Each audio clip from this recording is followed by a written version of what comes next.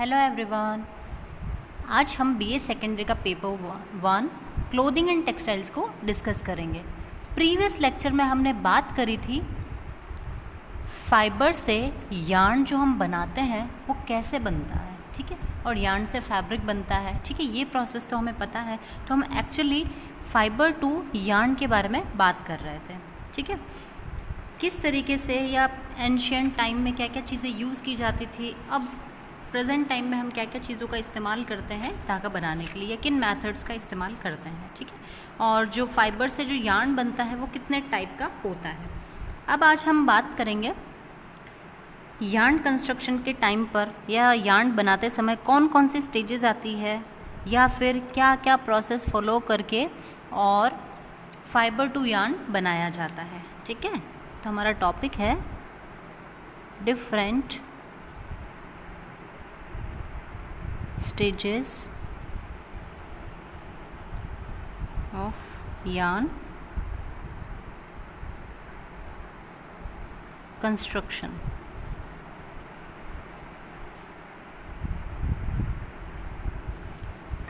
Different stages of yarn construction, yarn बनाते time कौन कौन सी स्टेजेस आती है। अब देखिए, हमने अब तक में कॉटन, रेयॉन, वुल, सिल्क, नायलॉन सबके बारे में हम ऑलमोस्ट पढ़ाई कर चुके हैं, ठीक है।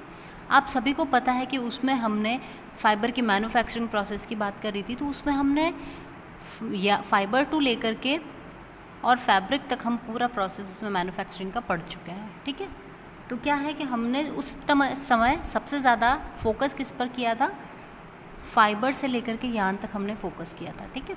अब जो यार्न बन रहा है ना, उस मेथड को हम यहाँ पर डिटेल में डिस्कस करेंगे कि एक्चुअली वो प्रोसेस कैसे किया जाता है। तो आप सभी को पता है कि जो छोटे छोटे से रेशे होते हैं या लंबे रेशे होते हैं, इन सबको पास में सटा करके ट्विस्टिंग दी जाती है, फिर बटा जाता है ना। तो बट करके और फिर उसको खींच करके उसके धागे बनाए जाते हैं, है ना। तो अब देखिए, उसको एक्चुअली जब हम पूरा थॉरोली बात करते हैं तो कैसे प्रोसेस कंप्लीट होता है, जिसमें पहली स्टेज जो आती है दैट इज़ कार्डिंग, ठीक है, जिसे आप कहते हो धुनाई प्रोसेस, ठीक है। अब देखिए, जो कार्डिंग का प्रोसेस होता है ना, उसमें क्या करते हैं कि देखो, अगर सेम फाइबर्स हो, ठीक है, तो भी ठीक है, या तो उनकी कार्डिंग कर दी जाएगी, और अगर हमारे पास में डिफरेंट टाइप के फाइबर्स हैं, ठीक है, तो उन सबको ब्लेंड करके और फिर यहाँ पर उनका कार्डिंग प्रोसेस किया जाता है, ठीक है। अच्छा, डिफरेंट फाइबर्स को हम कब ब्लेंड करेंगे, जब हमको कोई स्पेशल फैब्रिक बनाना हो, या फिर मिक्स्ड क्वालिटी का फैब्रिक बनाना हो, या किसी फाइबर में जो क्वालिटी लैक कर रही है हमें उसको उसमें समाहित करना हो, तब हम ये काम करेंगे, ठीक है। या फिर कभी आपके पास फाइबर्स भी कम है, दो टाइप के फाइबर कम बच गए जिससे कि काम नहीं हो सकता, तो अगर आप उन दोनों को मिला लोगे तो आपका काम हो जाए, ये भी किया जा सकता है ना। तो इस तरीके से क्या करते हैं कि कार्डिंग का प्रोसेस करते हैं। अच्छा, कार्डिंग में आपको पता है कि बेसिकली क्या होता है, जितनी भी डस्ट होती है, डर्ट होती है, इम्प्योरिटीज़ होती हैं, है ना, इसके अलावा लीव्स हो गई, है ना, लीफ जितनी भी आ जाती है उनको अलग कर लिया जाता है, साथ ही में उनके अगर सीड्स हैं अंदर, ठीक है, उनको जो भी कोई भी चीज़ इससे आ रहे होते हैं ना, कोई हार्ड पार्टिकल्स आ गए, कुछ भी आया, तो उन सबको अलग कर लिया जाता है, ठीक है।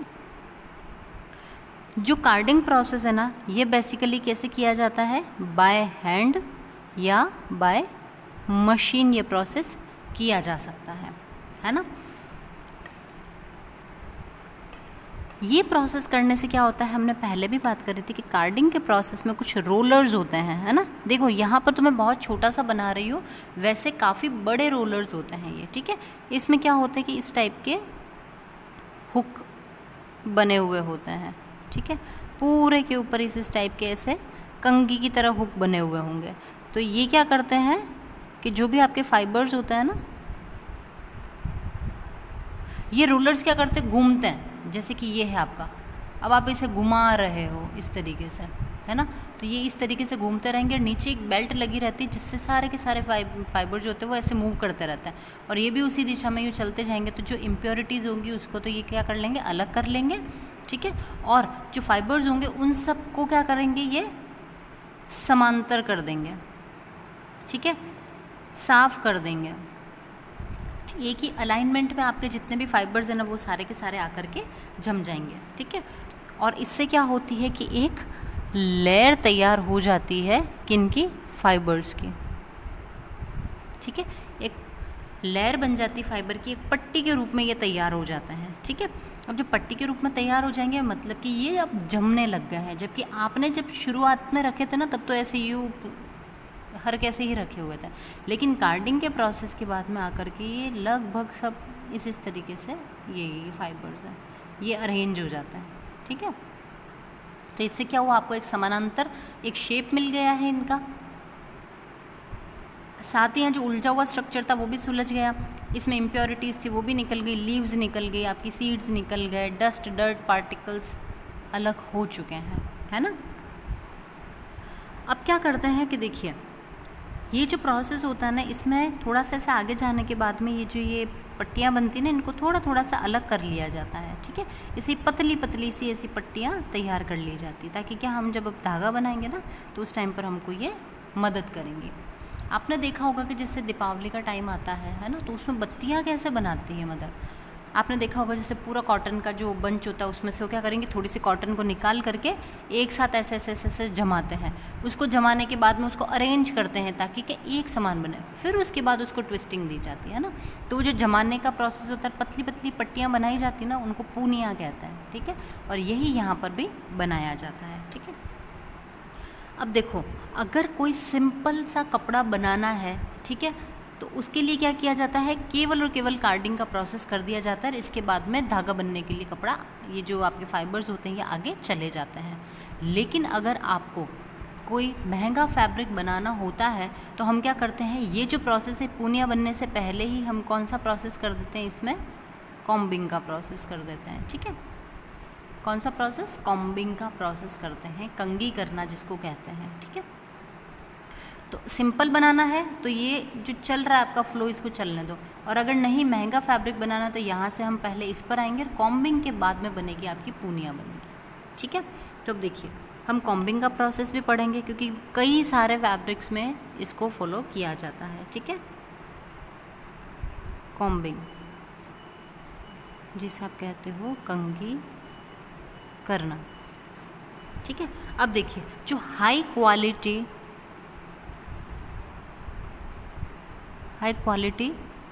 क्लोथ्स प्रिपेयर करने के लिए, बनाने के लिए क्या करनी होती है, कॉम्बिंग या कंघी की प्रोसेस करनी होती है, ठीक है, या की जाती है। इसमें क्या होता है, बेसिकली इसका काम होता है शॉर्ट एंड लॉन्ग फाइबर्स जो होते हैं इनको फाइबर्स की सॉर्टिंग करता है। ये सॉर्टिंग मीन्स छटाई करना, ठीक है।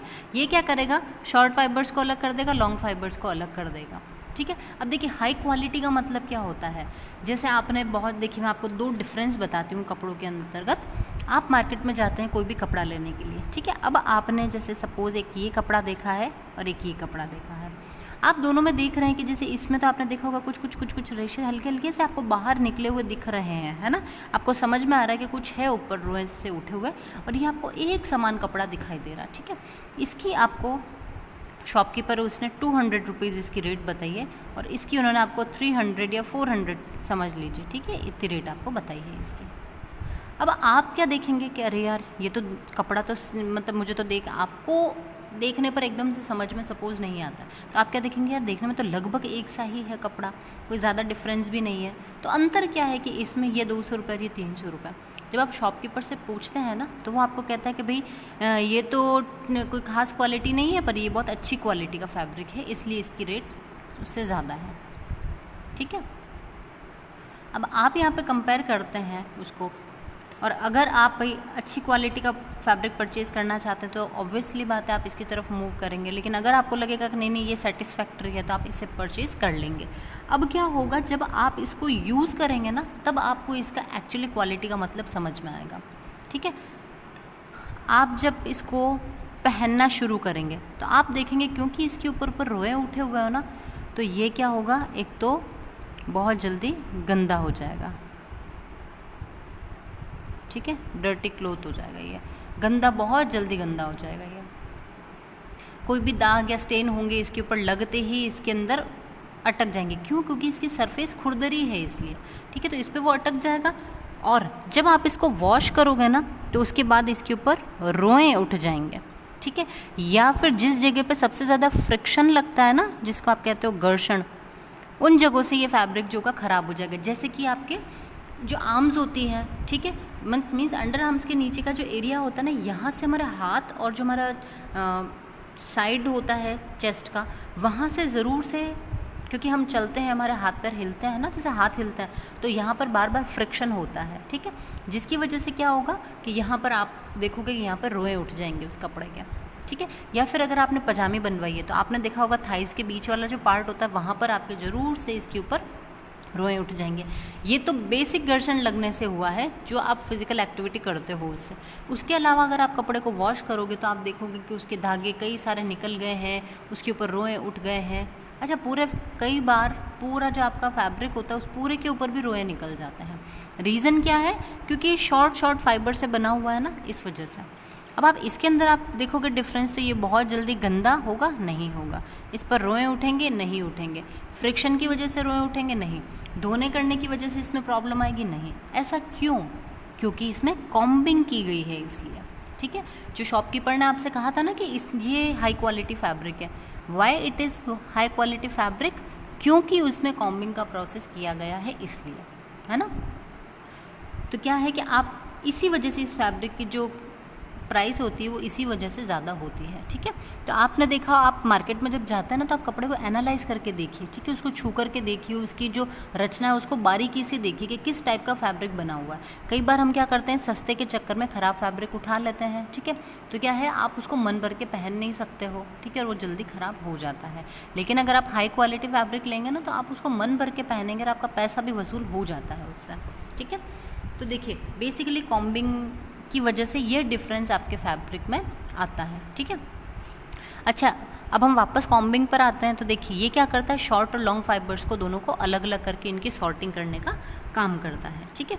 अब क्या होगा, क्योंकि फाइबर सब एक जैसे लंबे लंबे सारे एक हो गए ना, तो इससे बहुत ही अच्छा कॉम्पैक्ट फैब्रिक आपका बन करके तैयार हो जाएगा, ठीक है। अगर इसमें शॉर्ट फाइबर्स बीच बीच में आते हैं ना तो इसमें इसकी कॉम्पैक्टनेस नहीं होती उतनी, ठीक है। लेकिन क्योंकि यह सब लंबे फाइबर्स अलग हैं इसलिए इसमें कॉम्पैक्टनेस अच्छी होती है, ठीक है, सघन कपड़ा बनता है ना। अब क्या कर ली जाती है, अब इसके आगे फिर इसकी पूनियाँ बना ली जाती है, ठीक है, ऐसी बन जाएगी जिसमें अगर लंबे फाइबर्स है तो ऐसे जाते रहेंगे और शॉर्ट फाइबर की जो पूनियाँ होती है वो इसी तरीके की होती है, ठीक है, ऐसे बन करके तैयार हो जाती है। अब इसको क्या कर लिया जाता है, आगे ड्राइंग प्रोसेस के लिए इसको आगे पास कर दिया जाता है। अब देखिए, थर्ड प्रोसेस आता है ड्राइंग, ठीक है, जिसको आप ड्राइंग आउट भी कहते हो और इसको वैसे खींचना कहा जाता है, ठीक है। ड्राइंग आउट या खींचना, इसका बेसिकली मतलब होता है छोटे रेशो को बड़े रेशो से अलग करना। ये प्रोसेस हमने कॉम्बिंग में कर लिया है।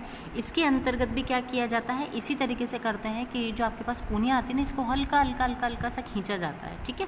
और फिर क्या किया जाता है, इसको जो पूल्स होते हैं, ये गिर्रियाँ होती है, उसके ऊपर चढ़ा देते हैं, ठीक है। तो उससे क्या होगा, इसमें और भी अगर कोई छोटे रेशे होते तो वो अलग हो जाते हैं। जैसे कि कई बार कार्डिंग के प्रोसेस के बाद में सीधा ड्राइंग आउट का प्रोसेस किया जाता है ना, तो उसमें क्या होता है, जो बहुत ही ज़्यादा शॉर्ट फाइबर्स होते हैं वो इस प्रोसेस के दौरान उनको बाहर निकाल दिया जाता है, ठीक है।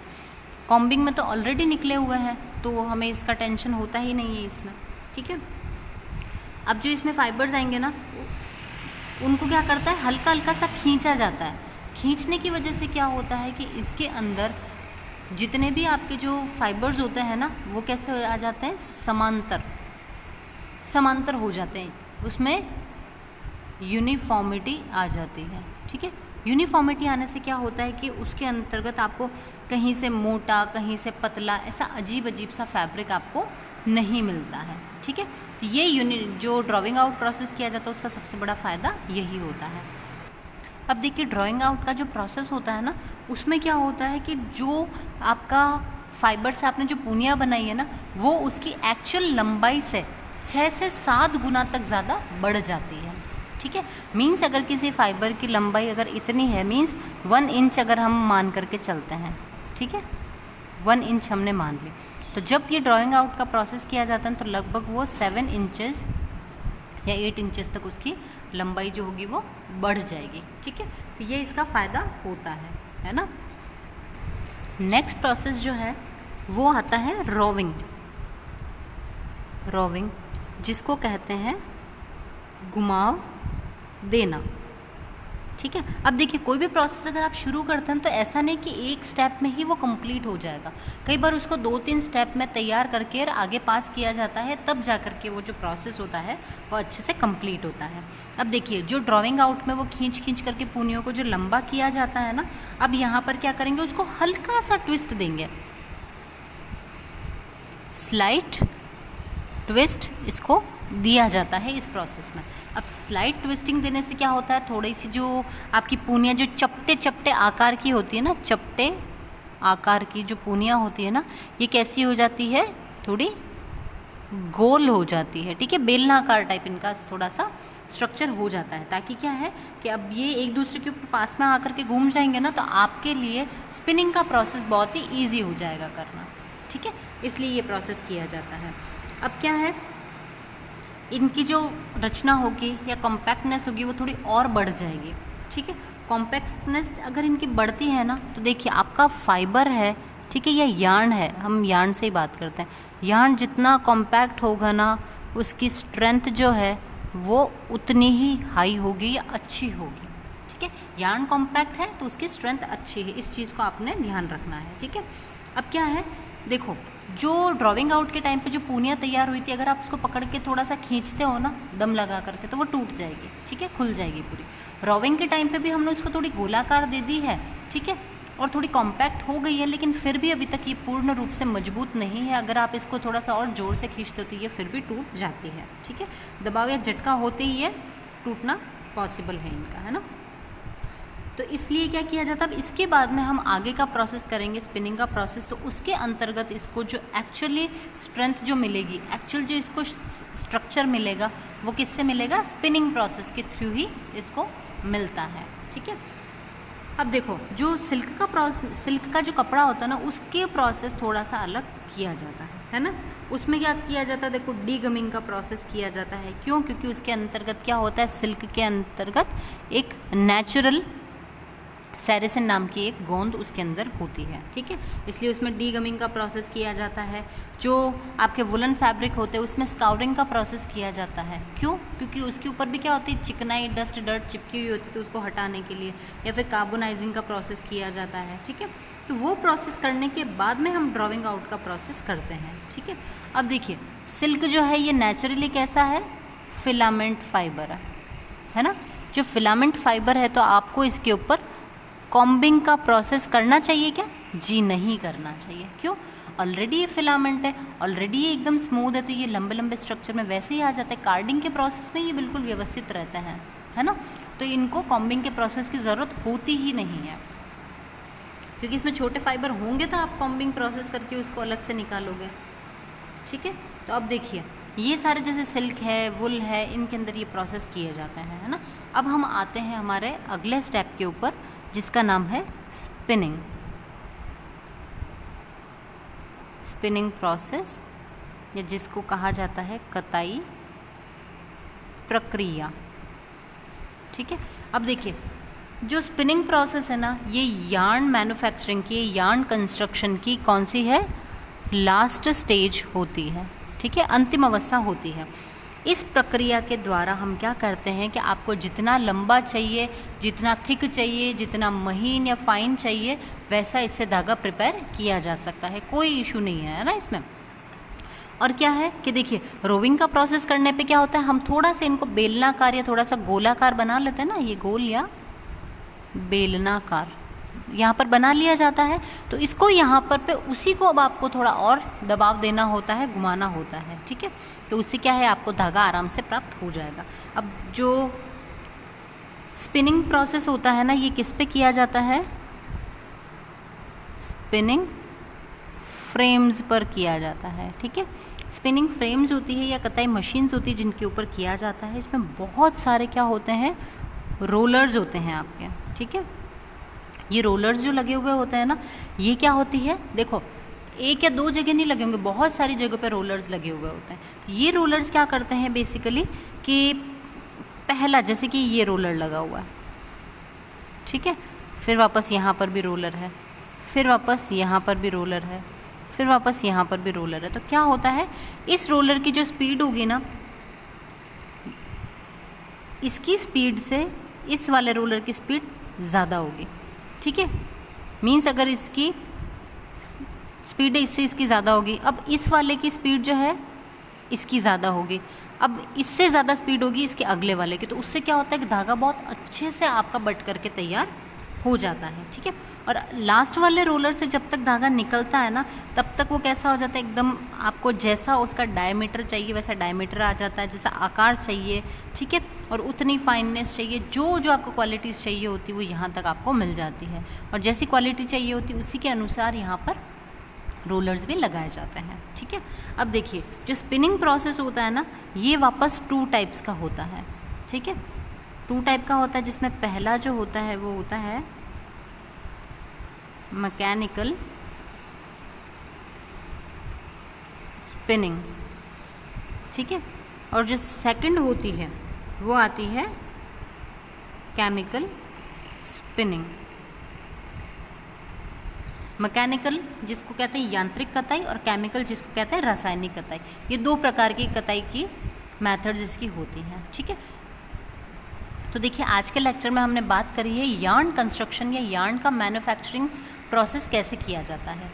ये वाला प्रोसेस हर फाइबर के लिए सेम होता है, ठीक है। बस यहाँ पर स्पिनिंग सबकी अलग अलग तरीके से कर दी जाती है, ठीक है। तो हम क्या करेंगे, यहाँ पर जब स्पिनिंग मेथड को पढ़ेंगे ना, तो उससे आपको इनके अंदर डिफरेंस जो होगा वो पता चल जाएगा कि कैसे कैसे स्पिनिंग की जाती है, ठीक है। आई होप आपको आज का ये लेक्चर अच्छे से समझ में आया होगा। स्पिनिंग प्रोसेस को हम नेक्स्ट लेक्चर में कंटिन्यू करेंगे, और ये थोड़ा सा बड़ा मेथड है तो इसको अच्छे से डिटेल में डिस्कस करेंगे, ओके। Thank you.